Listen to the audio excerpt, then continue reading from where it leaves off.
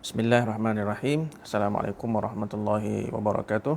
Alhamdulillahirabbil alamin wassalatu wassalamu ala asyrafil anbiya'i wal mursalin wa ala alihi wa sahbihi wa man tabi'ahum bi ihsanin ila yaumiddin.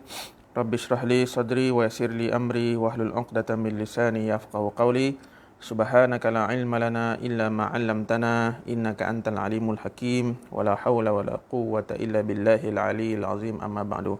Alhamdulillah, bertemu lagi kita dalam kuliah ilmu usul fiqh, dan pada kali ini adalah siri yang ke-33 yang mana insya-Allah kita akan membincangkan tajuk awaridul ahliyah, dan pada malam ini kita menyentuh al-awaridul muktasabah yang kedua. Setelah kita membincangkan al-awaridul muktasabah yang pertama pada minggu lepas, iaitu yang pertama adalah al-jahlu, jahil.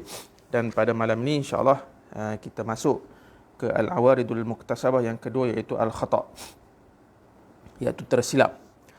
Jadi bila kita sebut al-khata', tersilap ataupun tidak sengaja, ini berdasarkan sebuah hadis Rasulullah sallallahu alaihi wasallam, innallaha wada'a an ummati al-khata'a wan nisyan wa mastukrihu alaih. Allah Subhanahu wa taala tidak mengambil kira daripada umatku apabila berlaku kesalahan ataupun tersilap, lupa dan juga perkara yang dipaksa ke atasnya. Dan bila kita sebut tersilap ni, al-khata' ini, al-khata' tidak menafikan ahliyatul wujub dan juga tidak menafikan ahliyatul ada.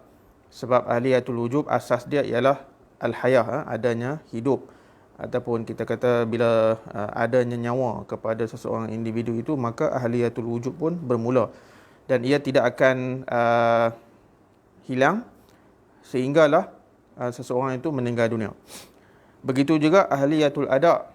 Ahliyatul ada ini asas dia ialah at-tamyiz wal aqlu, dan orang yang melakukan kesilapan dia tidak hilang kelayakan ahliyatul ada kerana ketika itu dia masih dalam keadaan waras, masih dalam keadaan berakal. Cuma dia tidak sengaja ataupun tersilap. Jadi dari segi menghilangkan ahliyah itu tidak berlaku, sama ada ahliyatul wujub ataupun ahliyatul al-ada. Namun dalam keadaan-keadaan tertentu, al-khata' ini boleh menjadi satu keuzuran syar'i dalam menggugurkan hak-hak Allah Subhanahu wa taala. Maksudnya tidak berdosa lah, kan? Itu maksud tergugurnya hak Allah Subhanahu wa taala. Seperti mana, apa contoh dia? Ka khata'il mufti, kan? Apabila seseorang mufti itu tersilap dalam melakukan ijtihad, maka kesilapan seseorang mujtahid ataupun mufti itu tidak dianggap berdosa. Bahkan dia tetap akan mendapat pahala atas dasar ijtihadnya. Itu seperti mana yang sabit dalam hadis Rasulullah sallallahu alaihi wasallam. Begitu juga contoh yang kita kata tak berdosa ni, iaitu kalau tersilap dalam menentukan kiblat. Contoh kita pergi ke satu tempat ataupun kita kata dalam hutan ke, kan? Dan kita nak solat. Jadi kita cuba cari arah kiblat, kan? Kita berijtihad sebab kita tak bawa kompas, mungkin line telefon ketika itu tak kuat kalau kita nak check dalam kita punya app apa semua tu. Jadi kita pun berijtihad. Tiba-tiba rupanya jihah ataupun arah yang kita menghadap tu salah. Maka ketika itu dimaafkan ataupun tidak berdosa, dan solat kita tu tetap dianggap sah. Saja saya nak kongsi pengalaman ketika saya pergi ke Turki beberapa tahun lepas. Maklum sajalah, kan, Turki ni walaupun kita kata penduduknya majoriti umat Islam, tetapi di hotel-hotel mereka tidak seperti hotel kita. Kalau kita kat Malaysia ni, walaupun hotel dimiliki oleh non-Muslim, tetapi arah kiblat selalunya insya-Allah kita akan jumpa, sama ada dalam laci ataupun atas dinding dan sebagainya, kan. Tapi kalau hotel kat Turki itu tak ada arah kiblat, kan. Jadi saya sampai ke satu hotel tu, hotel yang memang agak besar. Bila kita dapati dalam bilik itu tidak ada arah kiblat, jadi saya pun turun ke resepsionis untuk bertanyakan arah kiblat. mereka pun tak tahu. Mereka pun tak tahu arah kiblat macam mana sebab mereka pun tak semayang. Yang kita boleh faham dari situasi tersebut lah. Jadi ketika itu, kalau kita, bagi saya lah, kalau nak pakai app tu kan, kadang-kadang kita pun tak berapa nak yakin juga app yang ada dalam handphone kita tu kan. Jadi kita tak tahu yang mana yang kita kata yang berfungsi dengan baik kan. Jadi ketika itu memang kita kata ijtihad lah kan, waktu malam pula kan, maka kita pun berijtihad untuk menentukan arah kiblat kan. Jadi harap-harap arah kiblat yang saya ijtihad tu betul lah kan. Dan andai kata tidak betul pun, tersilap ijtihad saya tu, maka dikira tidak berdosa. Sebab ini melibatkan hak-hak Allah Subhanahu Wa Taala. Manakala kesilapan yang berlaku pada hak-hak hamba kan, sekiranya hak itu melibatkan hukuman seperti qisas, maka ia tidak wajib kan. Maksudnya qisas itu tidak wajib dilaksanakan apabila berlaku kesilapan. Contoh kita bawa kereta kan, hujan licin jalan, tiba-tiba kereta kita hilang kawalan, terlanggar orang contohnya, meninggal orang tersebut, maka kita tidak perlu diqisas sebab kita tak sengaja. Okey, cuma dalam bab qatlul khata' ini, pembunuhan tidak sengaja ini ataupun tersalah ini, kena bayar diat lah kepada waris si mangsa tu, waris si mati. Dan kalau ikut kaedah diat itu, dipanggil diat mukhaffafah, diat yang diringankan, iaitu boleh bayar dalam tempoh 3 tahun kan. Itu dalam kitab-kitab fiqh lah. Tetapi zaman sekarang ni diat pun kita kata tak dilaksanakan. Jadi mengikut undang-undang sekarang lah. Okey, adapun kesilapan bagi hak hamba ini yang melibatkan kewangan kan, contohnya ataupun harta benda. Contohnya katakanlah kita bawa anak kita ataupun kita sendiri pergi rumah orang, tak sengaja tersalah ataupun tidak sengaja kita memecahkan harta benda orang, contoh pinggan mangkuk, pasu ke contohnya kan. Maka kalau melibatkan harta benda ini, dia tak cukup kita hanya minta maaf kan. Minta maaf tu kena kan, tetapi andai kata tuan rumah itu minta ganti rugi, maka memang kita kena bayar ganti rugi kan. Tapi kebiasaannya selalunya tuan rumah ni dia akan kata tak apalah, nak baca dah pecah kan. Itu kebanyakan kes macam itulah kan. Tetapi kalau lah nak ikut hukum fiqh ya, kalau tuan rumah itu minta ganti rugi, maka memang kita berkewajipan untuk bayar ganti rugi, walaupun kita tak sengaja memecahkan harta benda orang kan. Baik. Dalam bab muamalat, bab muamalat ni kita kena faham bukan muamalat jual beli saja kan, tetapi muamalat secara yang makro, yang lebih menyeluruh kan, termasuklah nikah kahwin, transaksi jual beli, sewa menyewa dan sebagainya kan. Okey, dalam contoh bab talak kan, kalau seseorang itu tersalah sebut kan, dia nak sebut tolak kan, tolak tetapi tersebut dia tergelincir lidah kan, orang panggil. Dia kata mai abang tolak hang saja, dia nak main melawak dengan bini kan, dia nak sebut tolak tapi tersebut talak kan. Jadi kalau dapat dibuktikan yang memang tak sengaja sebut itu, maka tidak jatuh talak tersebut kerana dia berlaku dalam keadaan tak sengaja. Baik.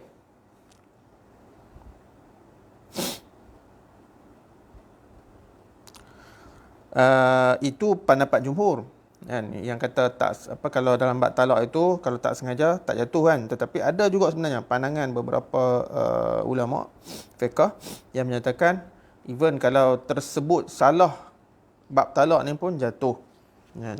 Tetapi kita panggil berdasarkan hadis Rasulullah sallallahu alaihi wasallam yang kita bacakan tadi, dan juga ada beberapa riwayat Yang lain contohnya macam rufi'a an ummati al-khata'u wan nisyan wa mastukrihu alaih. Diangkat dosa daripada umatku, iaitu dosa apa? Dosa tak sengaja, dosa tersilap itu, dosa terlupa, dan juga dosa sekiranya kita dipaksa untuk melakukan suatu perkara.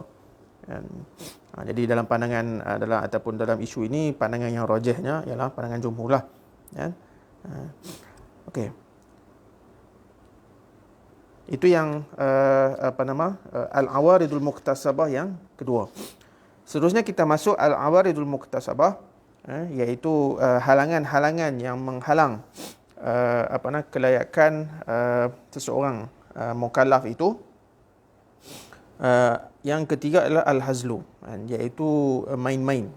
Dia duduk melawak. Dia bukan sungguh-sungguh tapi main-main. Jadi apa maksud main-main ni? Maksud main-main ni sama ada dia ucapkan satu benda ataupun dia buat satu benda tapi dia bukan maksud nak buat benda tu ataupun nak ucap benda tu. Dia hanya melawak, kita panggil. Dalam hati tu dia tak niat pun kata berkehendakkan maksud sebenar kepada perkara tersebut. Jadi apa kedudukan melawak dari sudut fiqh? Al-hazlu sama juga macam al-khata' tadi, dia tidak menafikan apa? Tidak menafikan ahliyatul wujub, sebab ahliyatul wujub asalnya ialah al-hayatu, iaitu hidupnya seseorang. Dan juga al-hazlu ni tidak menafikan ahliyatul ada. Tetapi al-hazlu ni, kalau kita perhalusi perbahasannya, dia sedikit sebanyak dia akan memberi kesan kepada hukum. Jadi kita akan tengok apakah contoh-contoh yang kata memberi kesan ataupun tidak ni. Okey, kalau dalam kitab ini, dalam kitab Al-Wajiz fi Usul Fiqh karangan Dr. Abdul Karim Zaidan ini, beliau telah membahagikan al-hazlu ni kepada khususnya dalam bab percakapan, tasarrufatul qawliyah yang berlaku melawak ni, dia ada 3 kategori. Yang pertama dalam bentuk al-ikhbarat, yang kedua al-i'tiqadat, dan juga yang ketiga al-insya'at. Okey. Al-ikhbarat ni maksudnya al-iqrarat. Apa perkara-perkara yang melibatkan iqrar. Maka kalau menurut Dr. Abdul Karim Zaidan, al-hazlu yubtiluha mahma kana mawdu'ul ikhbar. Contoh dia iqrar dia jual satu benda, dia iqrar kata dia menikah, dia iqrar dia talak isteri dia, secara melawak, maka la yatarattabu ala iqrarihi syai'un, tidak berlaku apa-apa.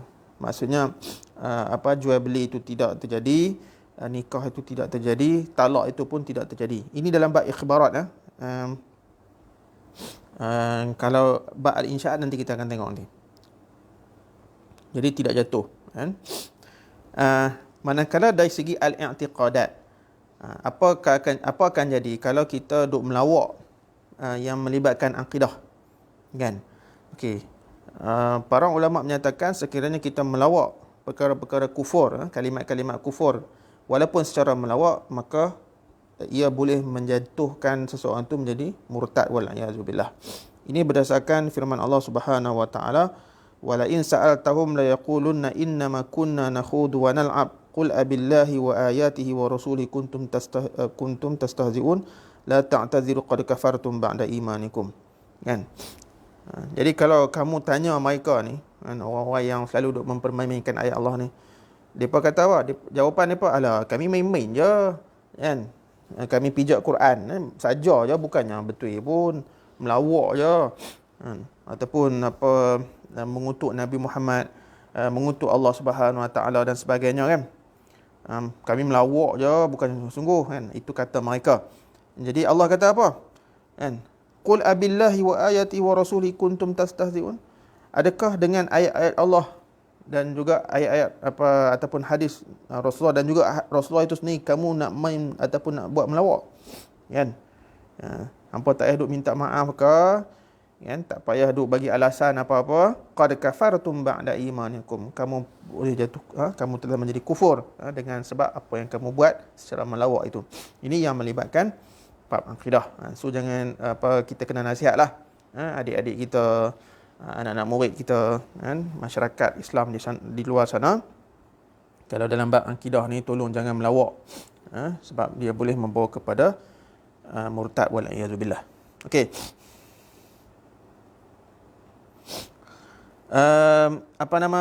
Yang ketiga, kategori tiga, melawak dalam bab al-insyaat, iaitu penegasan satu benda yang kita nak buat, kan. Okey. Contohnya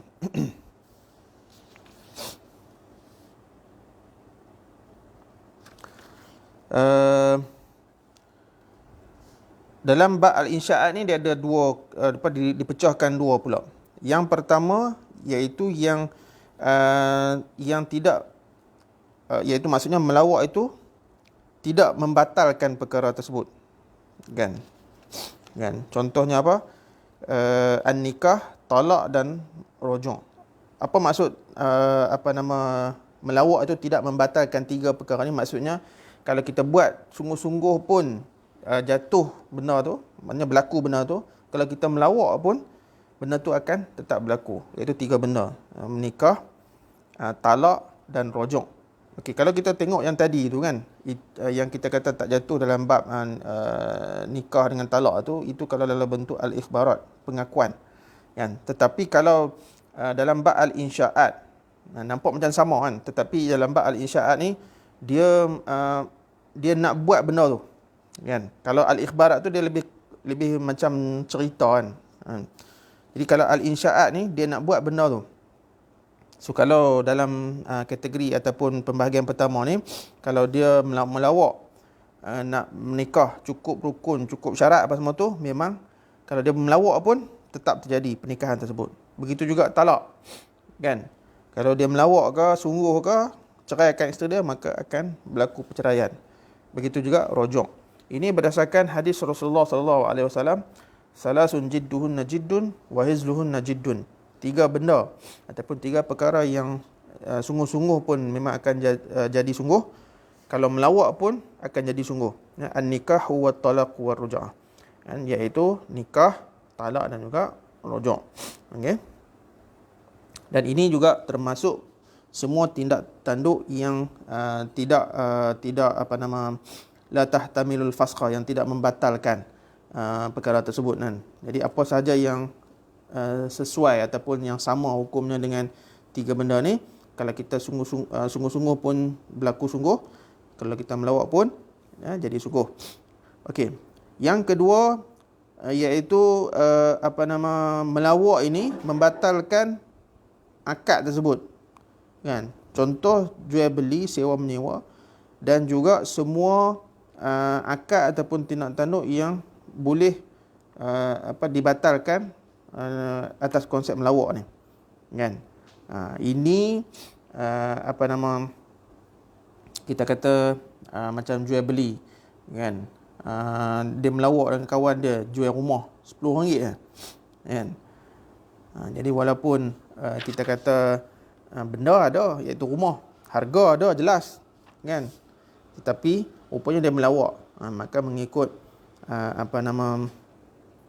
jumhur ulama menyatakan jual beli yang melawak itu tidak sah ataupun tidak berlaku lah jual beli tersebut. Dan ada juga pandangan sebahagian ulama yang menyatakan even dalam perkara-perkara seperti jual beli, sewa menyewa pun, kalau kita melawak pun boleh berlaku jual beli ataupun boleh sah jual beli ataupun sewa menyewa yang secara melawak tersebut. Jadi perbahasan detail berkenaan dengan perkara-perkara yang jenis apa yang melawak yang boleh jatuh ataupun yang boleh mengesahkan satu benda ataupun tidak, yang itu kita boleh rujuk dalam kitab-kitab fiqh secara detailnya lah. Cuma dalam ilmu usul fiqh ni nak cerita bagi berkenaan dengan perkara-perkara yang menghalang kelayakan sama ada ahliyatul wujub ataupun ahliyatul ada, kan. Jadi pada malam ni kita telah sentuh dua tajuk, iaitu al-khata' dan juga al-hazlu, Dan insya-Allah kita akan sambung lagi kuliah kita pada minggu yang akan datang dengan tajuk yang lain pula insya-Allah. Jadi apa yang baik itu datang daripada Allah Subhanahu wa taala, apa yang kurang itu datang daripada diri saya. Aqulu qauli hadza wa astaghfirullahal azim li wa lakum. Wassalamualaikum warahmatullahi wabarakatuh.